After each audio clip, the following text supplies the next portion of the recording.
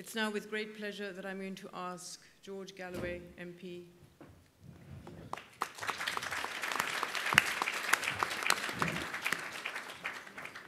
George Galloway is an old friend and an old friend of Pakistan.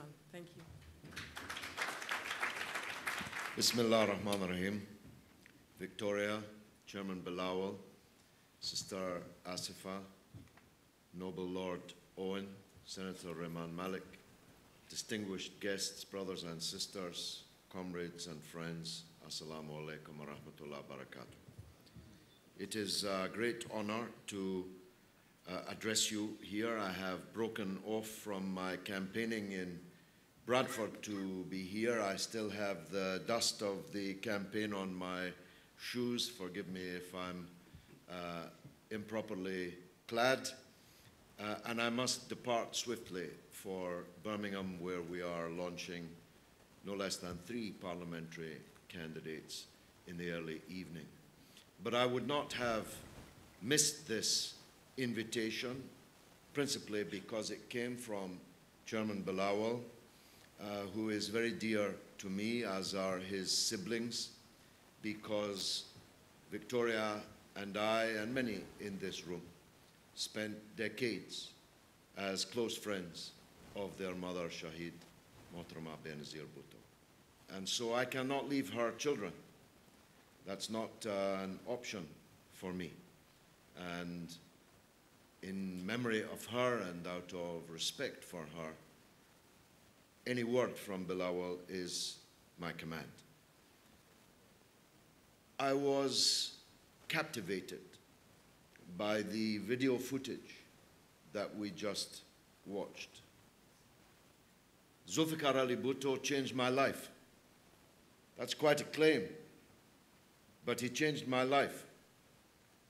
I was a young political activist in the Scottish city of Dundee, known as Juteopolis, dependent on the jute trade, the raw material for which came from what had previously been a united Pakistan. And so, although I had never met a Pakistani, never seen one even, when the military coup d'etat occurred and the life of Mr. Bhutto became threatened, I became active in the campaign to save his life. I was 23 years old.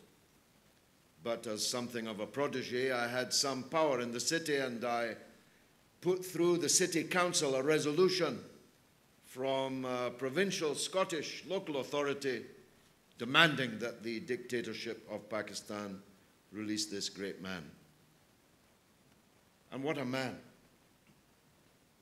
I cried and I thrilled just watching those moments. No such leader has ever emerged in the subcontinent. He was the greatest leader produced to date by the subcontinent. And my goodness, what a loss he was to the people of Pakistan and the people of the region. Few slogans last the test of time.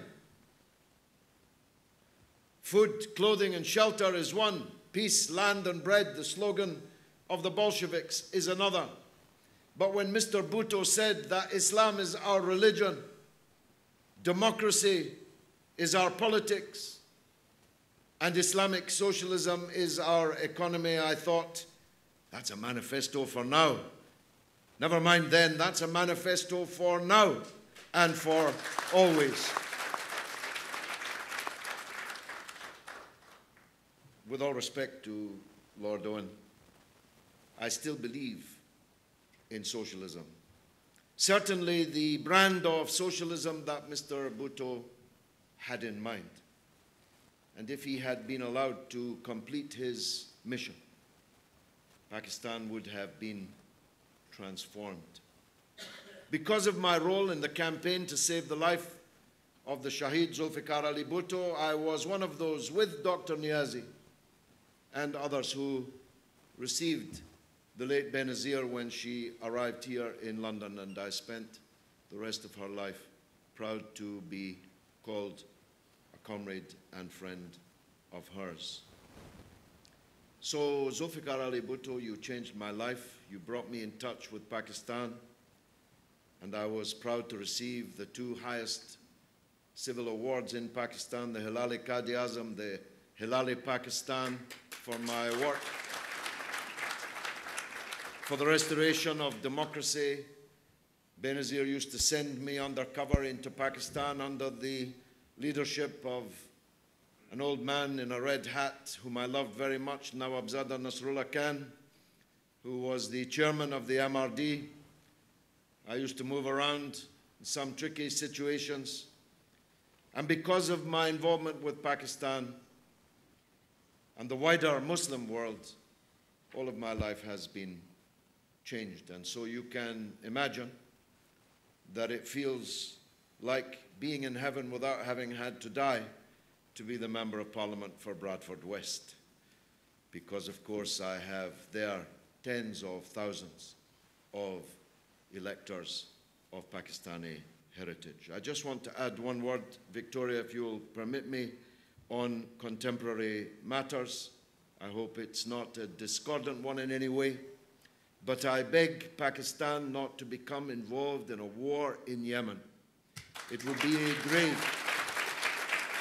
be the gravest of errors for Pakistan to reduce its armed forces to the status of hired guns for the dictatorship in Saudi Arabia. This war in Yemen will come to no good and may indeed bring about the end of that dictatorship in Saudi Arabia. And you heard the Shaheed say there on the screen, we must be against dictatorships, all dictatorships, whether of generals or of kings.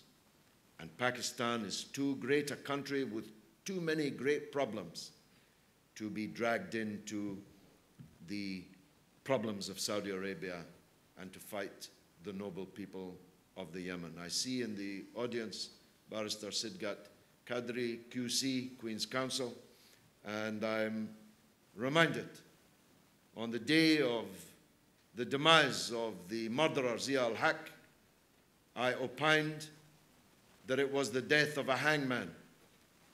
People descended on me like a ton of bricks for my lack of respect.